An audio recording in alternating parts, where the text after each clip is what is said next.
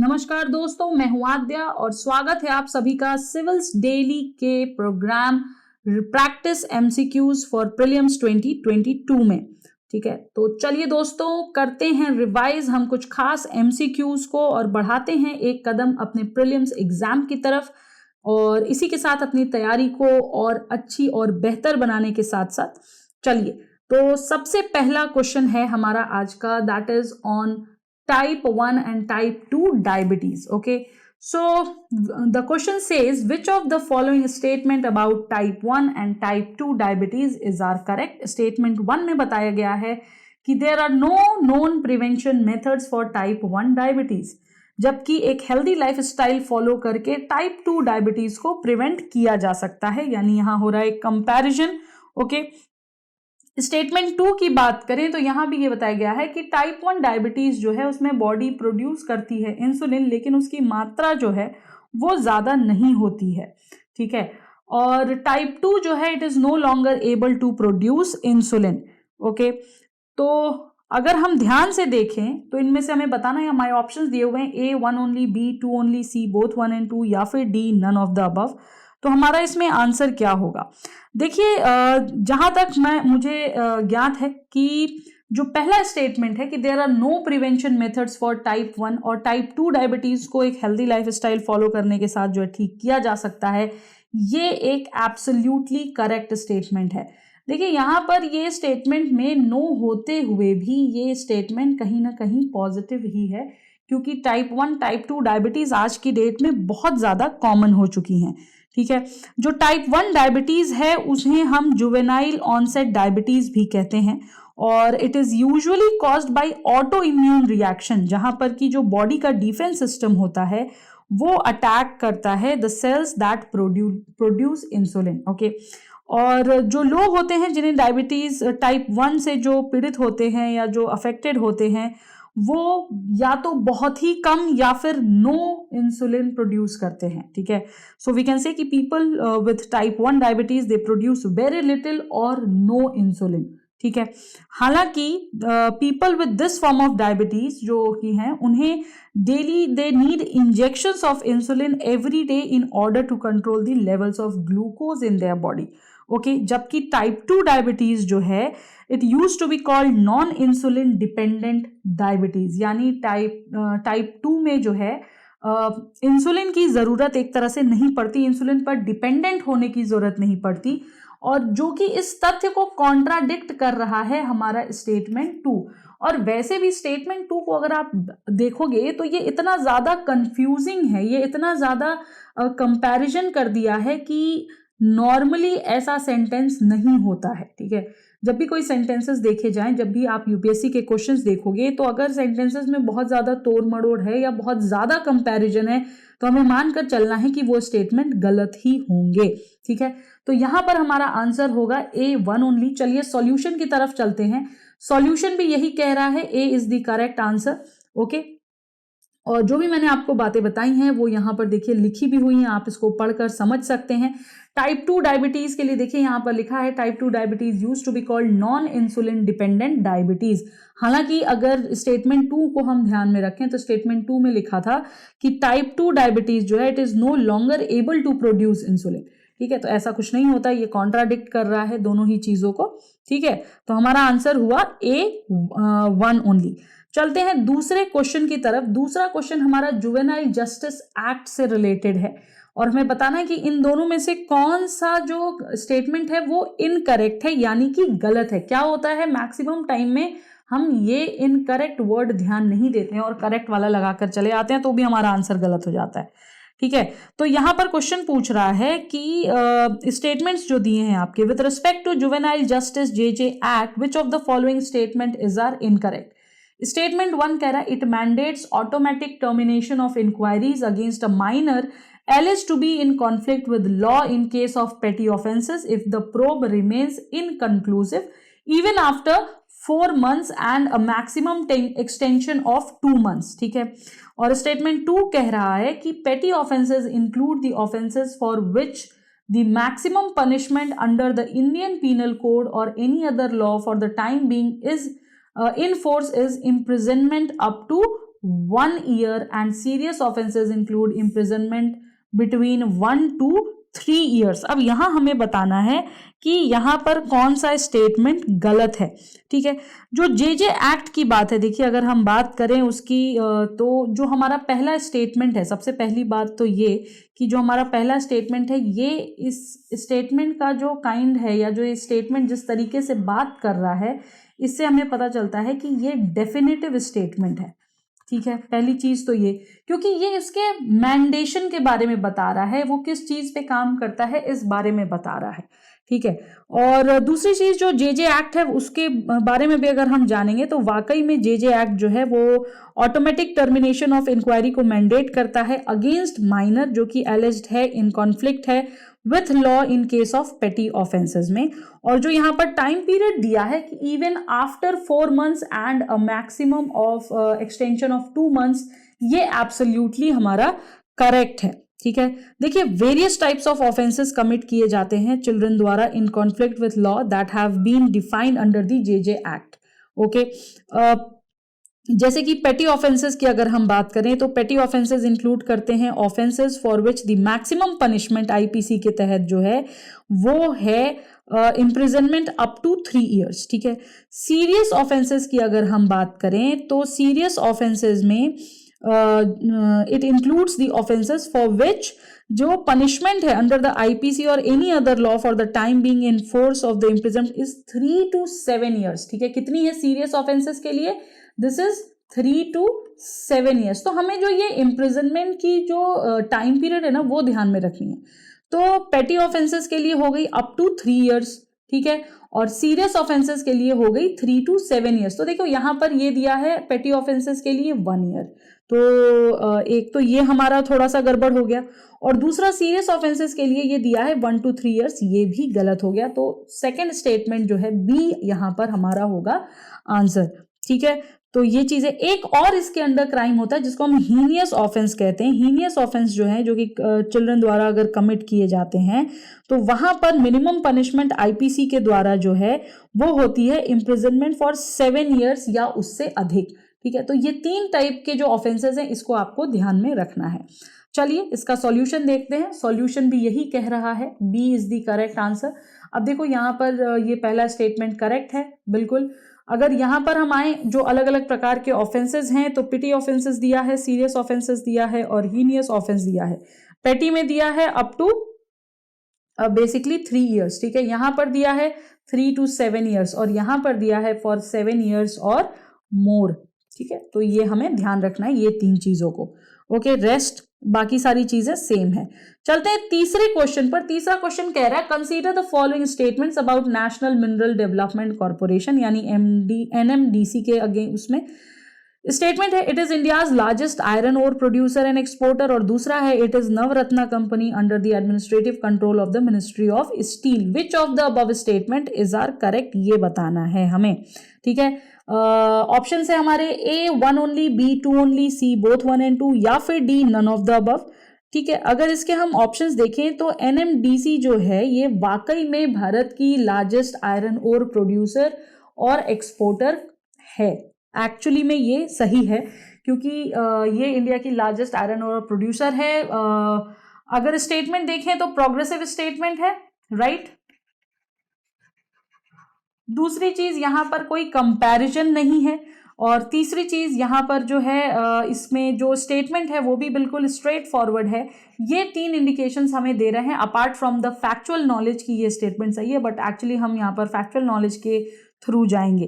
ठीक है, दूसरी चीज ये वाकई में नवरत्ना कंपनी है और ये आती है under the control of ministry of steel. इसकी एस्टैब्लिशमेंट जो है वो हुई थी लगभग 1958 में। ठीक है, और ये जो है ओन्ड और ऑपरेट की जाती है as a public company by the Indian government, और ये जो है देश के जो सोल डायमंड माइंस हैं पटना में या एमपी में, उन पर भी जो है with an annual output of 1 lakh carats जो है ये मेंटेन करता है। ठीक है, तो ये थे हमारे यहाँ पर जो हमारा आंसर होगा, both the statements are correct, C होगा। सॉल्यूशन देखते हैं। सॉल्यूशन भी यही कह रहा है सी इज द करेक्ट आंसर, और जो मैंने आपको समझाया वो सारी जानकारियां यहाँ पर नीचे लिखी हुई हैं। ठीक है, आगे चलते हैं चौथे क्वेश्चन पर। चौथा क्वेश्चन है कि which of the following statements is are correct. ठीक है, पहला स्टेटमेंट है कि in India and the USA both a citizen by birth as well as naturalize citizen are eligible for the office of president और citizenship is a matter dealt with by the ministry of external affairs in the government of India. दो statement यहां पर दिया हुआ है। देखिए मुझे तो दोनों ही स्टेटमेंट पढ़ते से गलत लगे, चलिए देखते हैं एक बार क्या है। देखिए भारत में अगर हम कंसीडर करें तो हाँ, बाय बर्थ होती है सिटीजनशिप, बिल्कुल होती है, राइट, और as well as naturalize citizen भी होते हैं जो कि एलिजिबल होते हैं for the president, for the post of president. लेकिन यूएसए में जो नेचुरलाइज सिटीजन है ही और she is not eligible for the office of president. ये डिफरेंस आपको ध्यान रखना है। इंडिया में a naturalize citizen as well as by birth both is eligible, but USA में जो यहाँ पर कंपैरिजन कर रहा है वो नहीं है। और देखिए मैंने आपको हम कई बार बोला भी है कि अगर कंपैरिजन है तो स्टेटमेंट गड़बड़ होने की उम्मीद ज्यादा है। ठीक है, दूसरा स्टेटमेंट कह रहा है कि सिटीजनशिप जो है मैटर वो मिनिस्ट्री ऑफ एक्सटर्नल अफेयर्स जो है गवर्नमेंट ऑफ इंडिया का हैंडल करता है। ठीक है, एक्चुअली में अगर देखें तो सिटीजनशिप का जो मैटर है ये मिनिस्ट्री ऑफ एक्सटर्नल अफेयर्स नहीं बल्कि होम अफेयर्स जो है MHA जो है हैंडल करता है, न कि एक्सटर्नल अफेयर्स। ठीक है, तो ये दो चीज़ें यहाँ पर गलत दी हुई हैं। ओके, तो इसलिए हमारे यहाँ पर आंसर होगा D, none of the above. Solution देखते हैं, सॉल्यूशन भी यही कह रहा है, D is the correct answer. Bharat में देखिए दोनों ही तरीकों से ऑफिस ऑफ प्रेसिडेंट हैंडल कर सकता है, चाहे वो बर्थ से सिटीजन ऑफ इंडिया हो या नेचुरलाइज हो, लेकिन यूएसए में naturalize citizen is not eligible. ठीक है, और सिटीजनशिप कहाँ भारत में जो है मिनिस्ट्री ऑफ होम अफेयर्स द्वारा मेंटेन की जाती है। चलिए चलते हैं अपने नेक्स्ट क्वेश्चन पर। नेक्स्ट क्वेश्चन बात कर रहा है about biocarbon fund initiative for sustainable forest landscape and who does manage it, या biocarbon is managed by which among the following. Options हैं हमारे Asian development bank, B IMF यानी कि international monetary fund, C United Nations environment programme, या फिर D world bank. देखिए जो बायोकार्बन fund initiative है हमारा सस्टेनेबल फॉरेस्ट लैंडस्केप के लिए, ये एक मल्टीलेटरल फंड है जो कि सपोर्ट किया जाता है by donor governments and it is managed by none other than the World Bank. Typically straightforward factual question है ये। ठीक है, और जब बात आ जाती है सस्टेनेबल फॉरेस्ट लैंडस्केप्स की तो ध्यान में रखना है कि वर्ल्ड लेवल की बात हो रही है, इसलिए इसको कौन मैनेज करेगा, तो भाई वर्ल्ड बैंक मैनेज करेगा। ठीक है, चलिए इसके सॉल्यूशन पे चलते हैं। सॉल्यूशन भी यही कह रहा है, D is the correct answer. ठीक है, इसको मैनेज करता है कौन, वर्ल्ड बैंक, और ये कोलैबोरेट करता है with countries around the world to reduce emissions from the land sector through smarter land use planning policies and practices. Okay, next question पर चलते हैं। Consider the following statements regarding iSTEM portal. यहाँ पर दो statements दिए हैं। पहला है it is a national web portal for sharing research and development facilities, और दूसरा है it has been developed by NITI Aayog. ठीक है, पहला स्टेटमेंट देखते हैं, बताना इसमें कि कौन सा करेक्ट है। पहला स्टेटमेंट कह रहा है कि नेशनल वेब पोर्टल है for sharing research and development facilities, absolutely correct है। iSTEM को एक नेशनल वेब पोर्टल बनाया गया है जिससे R&D जो है वो शेयर हो सके, और ये पोर्टल जो है ये गेटवे है for researchers so that they can locate the specific facilities they need for their research and development work. ठीक है, और ये जो इनिशिएटिव है ये लिया गया है by the Office of Principal Scientific Advisor of the Government of India under the aegis of Prime Minister's Science, Technology and Innovation Advisory Council Mission। ठीक है, तो ये जो है डेवलप किया गया है नीति आयोग द्वारा नहीं बल्कि PMSTAC द्वारा। ठीक है, ये इसके एजिस में डेवलप किया गया है, ये हमें ध्यान रखना है। ओके, चलिए इसका जो सॉल्यूशन होगा वो होगा A1 ओनली। सॉल्यूशन देख लेते हैं, सॉल्यूशन भी यही कह रहा है, A is the correct answer, और मैंने आपको जो बताया वो यहाँ पर लिखा है, आप इसको पढ़कर देख सकते हो। ठीक है, नेक्स्ट क्वेश्चन पर चलते हैं। 7th क्वेश्चन हमारा बात कर रहा है about consider the following statements regarding the FIST programme. FIST programme क्या है? ठीक है, इसके बारे में ये बात कर रहा है।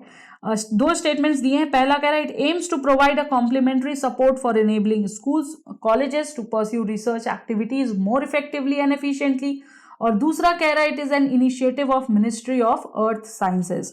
बताना है कौन सा स्टेटमेंट करेक्ट है। ऑप्शंस आपके सामने हैं। देखिए, जो पहला स्टेटमेंट है यहां पर, जो कि एम्स और ऑब्जेक्टिव बता रहा है, अगेन डेफिनेटिव सेंटेंस के बाद जो कि आता है एम प्लस ऑब्जेक्टिव वाला स्टेटमेंट, ये भी मैक्सिमम केसेस में, ये कह सकते हैं 98% केसेस में करेक्ट होते हैं। एक तो इन्हें पहचानने का ये तरीका है, और दूसरी चीज यहां पर जो स्टेटमेंट है ये बिल्कुल प्रोग्रेसिव है, फिस्ट प्रोग्राम से मिलता जुलता है, और इसका जो एम है कॉम्प्लीमेंट्री सपोर्ट देने का for enabling school colleges to pursue research activities, absolutely correct बताई गई है। दूसरा जो यहां पर है कि it is an initiative of ministry of earth, इस टाइप के जो सेंटेंसेस हैं वो अक्सर गलत होते हैं। ठीक है, तो यहां पर भी जो ये है सेंटेंस जो है ये बेसिकली गलत होगा। It is not the initiative of ministry of earth sciences. क्यों? क्योंकि it is launched by department of, मैं यहां लिख देती हूं, department of science and technology. ठीक है, और ये कब लॉन्च हुआ था? ये लॉन्च हुआ था 2000 में। ठीक, तो ये चीज जो है मिनिस्ट्रीज जो है अक्सर जो है यहाँ पर मिसप्लेस कर देती है, तो इसका आपको खास ध्यान रखना पड़ेगा। यहां पर भी हमारा आंसर होगा A1 ओनली। सॉल्यूशन देख लेते हैं। सॉल्यूशन भी यही कह रहा है, statement 1 is correct while statement 2 is incorrect. इसको पढ़ लीजिएगा, जो मैंने आपको जानकारी बताई है वो ही यहाँ पर दी भी हुई है। ठीक है, और फिस्ट में वैसे भी ST है, तो ध्यान रखना है कि ये department of science and technology के लिए यूज हुआ है। चलिए आगे चलते हैं क्वेश्चन नंबर 8 पर। क्वेश्चन नंबर 8 पूछ रहा है which of the following nations is not a signatory to the nuclear non proliferation treaty. बहुत इंपॉर्टेंट क्वेश्चन है, इतना बवाल कट रहा है जो वर्ल्ड लेवल पर, उससे ये कहीं ना कहीं जो है बिल्कुल कनेक्ट करते हैं हम इस क्वेश्चन को, और one of the most important question है। तो बताइए क्या होगा इसका आंसर। और एक और बात मैं आपको बता दूं, ये बहुत ही डायरेक्ट और फैक्चुअल क्वेश्चन है, ये आपके टिप्स पर होना चाहिए। तो यहाँ पर इसका जो सही आंसर है बेसिकली वो होना चाहिए साउथ सूडान, क्योंकि साउथ सूडान जो है this is not a signatory of the NPT। हालांकि और जो बाकी देश के नाम यहाँ पर दिए हुए हैं ये सभी जो है NPT के सिग्नेटरी हैं। तो आंसर है हमारा यहाँ पर साउथ सूडान। सॉल्यूशन देख लीजिए, सॉल्यूशन भी यही कह रहा है, C is the correct answer, यानी कि south Sudan is the correct answer. South Sudan is not a signatory of the NPT। ठीक है, तो ये क्लियर हो गया। चलते हैं नेक्स्ट क्वेश्चन पर, 9th क्वेश्चन पर, जो कि बोल रहा है consider the following statements with respect to national clean air programme NCAP।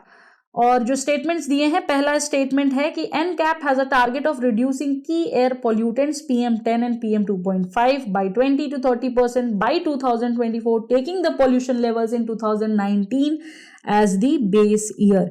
ठीक है, और दूसरा स्टेटमेंट कह रहा है कि the NCAP has identified 132 cities as non-attainment cities as they did not meet the national ambient air quality standards for 2011 to 15 under the National Air Quality Monitoring Program। और तीसरा स्टेटमेंट कह रहा है कि the NCAP was launched in 2019। देखिए, अगर हम NCAP की बात करें तो बेशक से ये स्टेटमेंट हमारा सही है, थर्ड स्टेटमेंट एब्सोल्युटली करेक्ट है। तो पहला तो यहां पर ही गलत हो जाता है, राइट, 1 और 2 हमारा गलत हो गया ऑप्शन।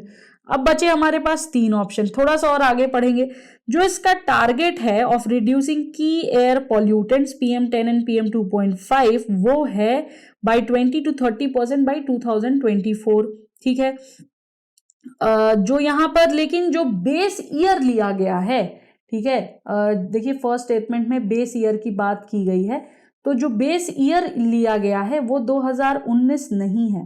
ठीक है, ये है हमारा 2017। ठीक है, और वैसे भी जब इतना सारा डेटा दिया है तो ऑब्वियस सी बात है एक ना एक डेटा तो जरूर गड़बड़ देगा, इसलिए भी ये स्टेटमेंट हमारा हो गया गलत। तो हमारे पास बचा क्या? तीसरा हमें पता है कि सही है, पहला हमें पता है कि गलत है, सिर्फ तीसरे का कोई ऑप्शन नहीं है, तो हमारे पास होगा आंसर 2 and 3 ओनली, क्योंकि ये दोनों ही गलत हो जाते हैं। ठीक, तो देखिए एक सही एक गलत से ही हमने आंसर निकाल लिया, हमें दूसरे स्टेटमेंट पढ़ने की जरूरत ही नहीं पड़ी। ठीक है, चलिए आगे चलते हैं नेक्स्ट क्वेश्चन पर। उससे पहले इसका सॉल्यूशन देख लीजिए। सॉल्यूशन बी है और यहाँ पर वो सारी चीजें समझाई हुई हैं। देखिए इसका बेस ईयर दिया हुआ है 2017, इससे आप आंसर निकाल सकते हैं आसानी से। ठीक है, नेक्स्ट स्टेटमेंट जो है 10th क्वेश्चन जो है वो है with reference to the provision contained in part 4 of the constitution of India which of the following statement is are correct. अच्छा देखो भैया क्या है, जब भी पॉलिटी के क्वेश्चंस हम सॉल्व करते हैं ना, तो एक चीज ध्यान में रखिएगा, जैसे ही पार्ट 4 बोला गया यहाँ पर आपके दिमाग में तुरंत जो है ये आ जाना चाहिए कि पार्ट 4 किस चीज से डील करता है। ठीक है, तो पार्ट 4 डीपीएसपी से डील करता है। अब यहाँ पर कुछ चीजें बताई गई हैं, जैसे कि they shall be enforceable by courts, दूसरा है they shall not be enforceable by any courts, तीसरा है the principles laid down in this part are to influence the making of the laws by the state. Now you have to select the correct answer using the code given below. अच्छा अब यहाँ पर देखो एक चीज है कि ये जो दो स्टेटमेंट्स हैं 1 और 2, इनमें से कोई एक ही सही होगा, राइट? दोनों तो सही हो नहीं सकते। ठीक है, और तीसरा स्टेटमेंट जो है वो हमें पहले देखना पड़ेगा, क्योंकि हमें नहीं पता कि तीसरा सही है कि गलत है। तो प्रोबेबिलिटी कम करने के लिए हम क्या करेंगे, पहले थर्ड स्टेटमेंट पर जाएंगे। थर्ड स्टेटमेंट कह रहा है कि जो प्रिंसिपल्स हैं laid down in this part they are to influence the making of the laws by the state. ठीक है, तो देखो अगर हम डीपीएसपी की बात करते हैं सबसे पहले तो कुछ चीजें तो आपको ध्यान में रखनी होंगी डीपीएसपी के रिगार्डिंग। वो ये हैं कि डीपीएसपी सबसे पहली चीज तो ये नॉन जस्टिसिएबल होती है। ठीक है, इनका नेचर होता है। और इसके बाद आपको एक चीज और ध्यान में रखनी है कि they are even non enforceable by courts, ये दो चीज। ठीक है, इसलिए जो गवर्नमेंट होती है हमारी, they can not be compel to implement them. ठीक है, उन पर हम दबाव नहीं डाल सकते। हालांकि जो कॉन्स्टिट्यूशन में आर्टिकल 37 है वो ये कहता है कि these principles are fundamental in the governance of the country. ठीक है, इसलिए ये हर सिटीजन की ड्यूटी होती है या फिर हर स्टेट की ड्यूटी होती है कि वो इन प्रिंसिपल्स को अप्लाई करें इन दी लॉ मेकिंग थिंग। ठीक है, और डीपीएसपी जो है ये कॉन्स्टिट्यूशनल इंस्ट्रक्शंस होते हैं या रिकमेंडेशंस की तरह होते हैं, और ये जो है स्टेट्स को in the legislative, executive and administrative matter में बताते हैं, ये रिजेंबल करते हैं the instrument of instructions enumerated in the government of India act 1935। और ये जो है ये सीक करते हैं to establish economic and social democracy in the world. ठीक है, तो इन दी कंट्री। ठीक है, तो यहां पर हमें ये पता चल गया दो चीजों से कि भाई ये एक तो ये नॉन जस्टिसिएबल है और नॉन एनफोर्सिएबल है, तो हमारा पहला स्टेटमेंट तो यहीं पर गलत हो गया। ठीक है, और तीसरी चीज हमें ये पता चल गई कि इनका इन्फ्लुएंस होता है in the law making by the statement, क्योंकि ये चीज साफ सुथरी भाषा में आर्टिकल 37 में स्टेटेड है। ठीक है, तो ये दो स्टेटमेंट हमारे पास सही आ गए हैं 2 और 3, तो हमारा आंसर भी हो जाएगा 2 और 3। ठीक है, तो देखिए इस तरीके से हमें अपना आंसर निकालना है, पक्का होकर के, श्योर होकर के। जो एक कॉज रिलेशनशिप होती है ना क्वेश्चन की तरफ, वो हमें ज्यादा ध्यान रखने की, गलत है तो क्यों गलत है और सही है तो क्यों सही है। इस तरीके से अगर आप क्वेश्चन सॉल्व करेंगे तो आपके ज्यादातर क्वेश्चन सही हो जाएंगे। ठीक है, तो ये रहा इसका सॉल्यूशन, इसको पढ़ लीजिएगा और आई होप कि आपको समझ भी आ गए होंगे। तो ये थे दोस्तों आज के क्वेश्चंस, इन्हें प्रैक्टिस जरूर करिएगा क्योंकि इंपॉर्टेंट क्वेश्चंस हैं और आपकी तैयारी में ये बहुत ज्यादा अपना योगदान भी देंगे। ठीक है, तो चलिए इसी के साथ आज के लिए इतना ही। नेक्स्ट सेशन में फिर मिलेंगे, तब तक के लिए स्वस्थ रहिए, पढ़ते रहिए, मस्त रहिए। जय हिंद, जय Bharat, and yes, do not forget to like, subscribe, comment and share. Thank you so much. Subscribe to our YouTube channel and press the bell icon on the YouTube app and never miss another update from Civils Daily.